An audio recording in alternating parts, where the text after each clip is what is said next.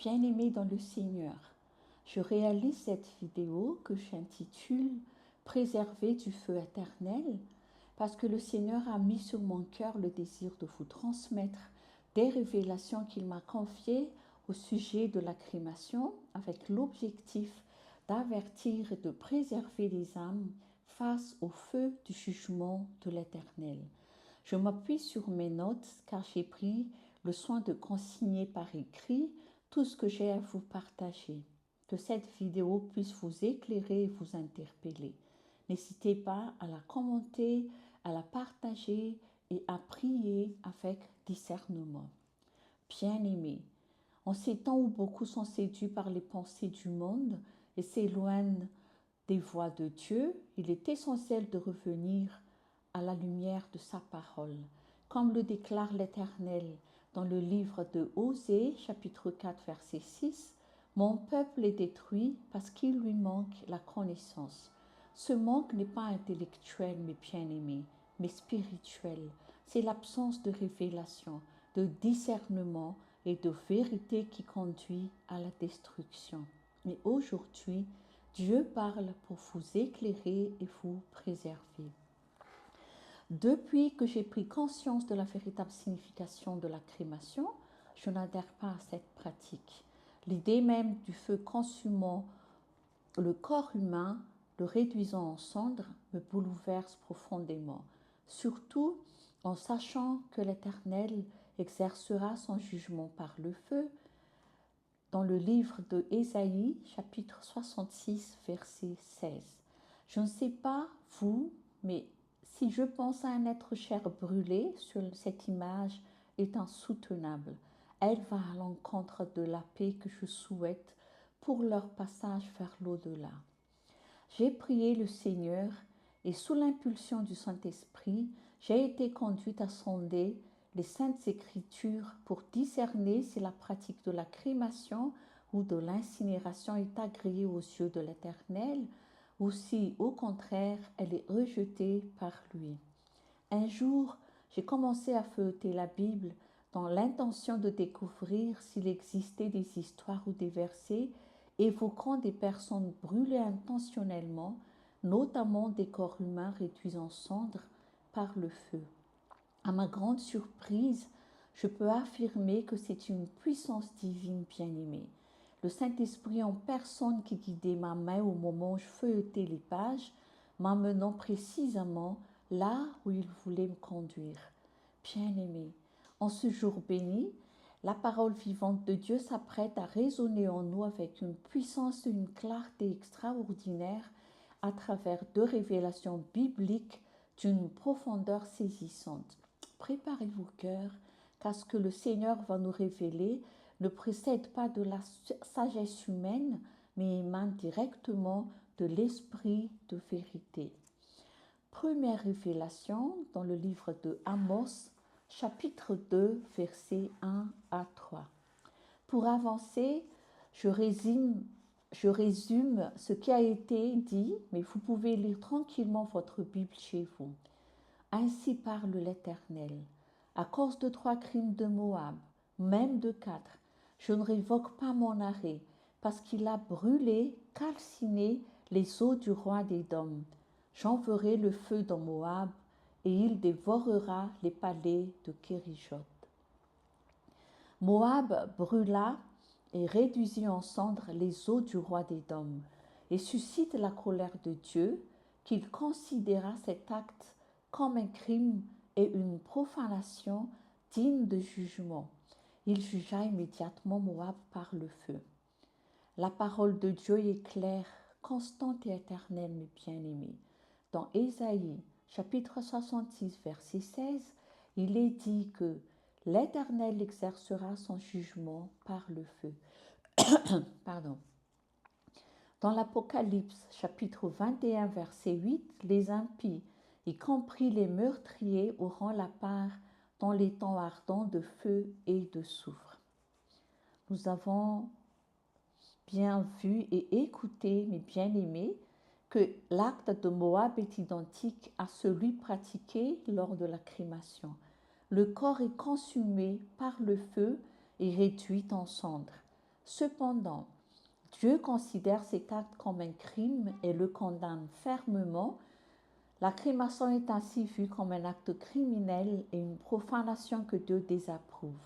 Par conséquent, celui qui choisit délibérément la crémation se rend coupable d'un meurtre et anticipe sur lui-même le jugement divin. Nous constatons que l'Éternel accorde une importance particulière aux eaux. Il est temps de lever le voile sur ce mystère que Dieu nous révèle par sa parole bien-aimée. Les eaux ne sont pas des simples restes matériels. Ils portent une signification spirituelle profonde. Dans plusieurs passages bibliques, Dieu honore les eaux des justes, ordonne leur préservation et les associe à la résurrection et à la mémoire sacrée. J'en ferai une autre vidéo si le Seigneur me permettra, mais on va continuer sur la deuxième révélation dans le livre de Ézéchiel, chapitre 37, versets 1 à 14. Je vous invite à lire le livre de Ézéchiel 37 à 14, mais pour avancer, je résume ce qui a été dit. L'Éternel transporta le prophète Ézéchiel en esprit et le déposa dans une vallée remplie d'ossements. Puis il lui demanda, « Fils de l'homme, ces eaux pourront-ils revivre ?» Ézéchiel répondit, « Seigneur éternel, tu le sais. » Et Dieu lui dit, « Prophétise sur ces eaux et dis-leur, ossements desséchés, écoutez la parole de l'Éternel. » Le prophète prophétisa selon l'ordre reçu, et voici que les os se rapprochent les uns des autres, que des nerfs, de la chair et de la peau se forment sur eux, et l'esprit entra en eux. Ils reprirent vie et se tinrent sur leurs pieds. C'était une armée nombreuse. Et vous saurez que je suis l'Éternel lorsque j'ouvrirai vos sépulcres et que je vous ferai sortir de vos sépulcres, ô mon peuple.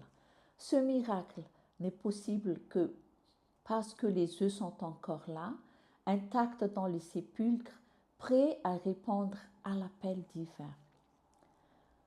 Nous avons bien entendu. Or, la crémation détruit cette possibilité. Dieu a choisi les eaux desséchées pour manifester sa puissance et sa promesse de résurrection. Or, la crémation réduit en cendres ces matières formées par l'Éternel qui ne peuvent plus entendre ni répondre à la voix de Dieu comme dans Ézéchiel 37. La crémation efface cette dimension prophétique que Moab est jugé, et là où le jugement est consommé, bien-aimé, la résurrection n'est plus possible. Mais bien-aimé, ne méprisez pas la prophétie. C'est comme dit l'apôtre Paul dans 1 Thessaloniciens, chapitre 5, verset 20. Cette vision prophétique n'est pas seulement un spectacle ancien, bien-aimé. Elle nous parle aujourd'hui. Elle nous concerne, nous, ici et maintenant. Car Dieu, comme il le déclare dans Malachie 3,6, « Je suis l'Éternel, je ne change pas. Il peut redonner vie aux os secs dans le tombeau. » Selon son plan divin, comme il est écrit dans Ézéchiel 37, et il déclara dans Ésaïe 46,10, « J'annonce dès le commencement ce qui doit arriver, et longtemps d'avance ce qui n'est pas encore accompli. Je dis, mes arrêts subsisteront et j'exécuterai toute ma volonté. » Le même Dieu qui a parlé à Ézéchiel, à Ésaïe, est celui qui agit encore aujourd'hui. Cette promesse, Jésus-Christ l'a confirmée. Écoutez ce qu'il a dit dans Jean chapitre 5, versets 28 à 29. « Ne vous étonnez pas de cela, car l'heure vient où tous ceux qui sont dans les tombeaux entendront sa voix et ils en sortiront. Ceux qui auront fait le bien ressusciteront pour la vie, et ceux qui auraient fait le mal ressusciteront pour le jugement. » Bien-aimé, le corps appartient à Dieu. Le Saint-Esprit me rappela que le corps n'est pas à nous, il est à Dieu. Enseveli, la chair retourne à la poussière, mais les os demeurent. Ce n'est pas un hasard, bien-aimé. Les eaux attendent l'ordre divin pour se relever. Ils sont les témoins de la puissance de Dieu vivant. L'inhumation incarne parfaitement ce que dit l'apôtre Paul dans 1 Corinthiens chapitre 15 versets 42 à 44.